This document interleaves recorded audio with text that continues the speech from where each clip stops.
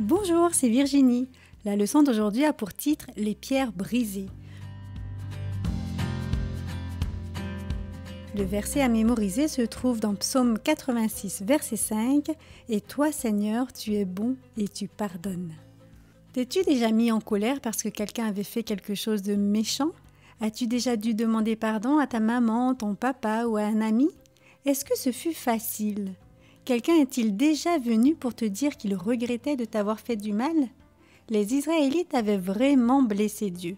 Ils avaient une bonne raison de dire qu'ils regrettaient. Qu'est-ce que Dieu a fait? Après avoir proclamé les 10 commandements du haut du Sinaï, Dieu dit à Moïse de monter sur la montagne. Il avait beaucoup d'instructions à lui donner.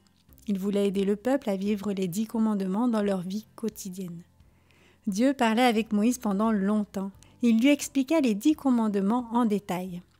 Il les écrivit de son propre doigt sur 2 grandes tables de pierre.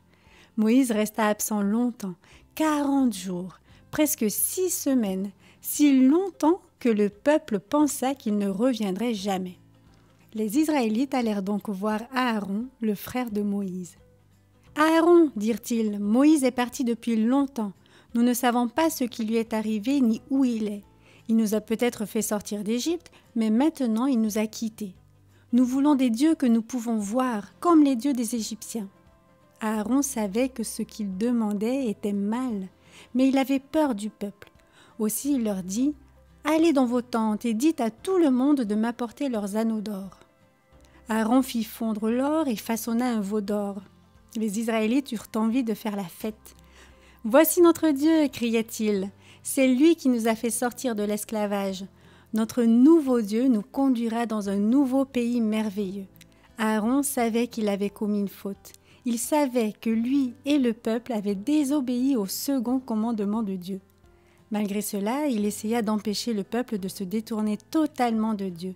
Il bâtit un autel devant l'idole et annonça à la foule « Demain, nous aurons une fête en l'honneur de l'Éternel. » Mais cela ne fit qu'aggraver les choses. Le lendemain, le peuple se leva de bonne heure. Les gens apportèrent beaucoup d'offrandes à leur nouveau Dieu. Tous commencèrent à danser, à manger, à boire.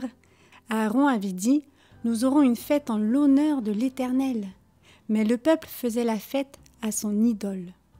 Moïse était encore sur la montagne, parlant avec Dieu. Soudain, Dieu lui dit « Descends rapidement, Moïse. Le peuple a eu vite fait de se détourner de ce que je lui ai commandé. Ils se sont fait une idole, un veau d'or. Ils lui offrent des sacrifices et se prosternent devant lui. » Moïse se hâta de descendre de la montagne.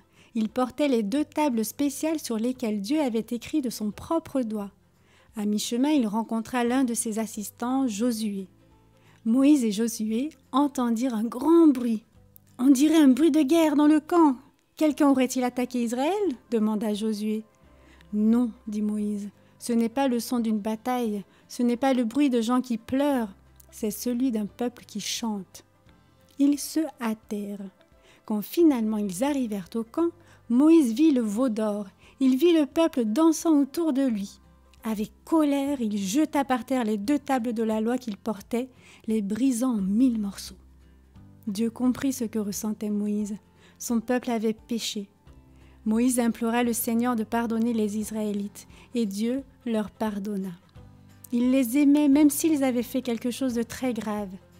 Puis Dieu dit à Moïse de tailler 2 autres tables de pierre et de les lui apporter sur la montagne. Une fois de plus, Dieu écrivit les 10 commandements de son propre doigt. Il accepta à nouveau les Israélites comme son peuple. Il promit de les bénir d'une façon spéciale s'ils restaient près de lui.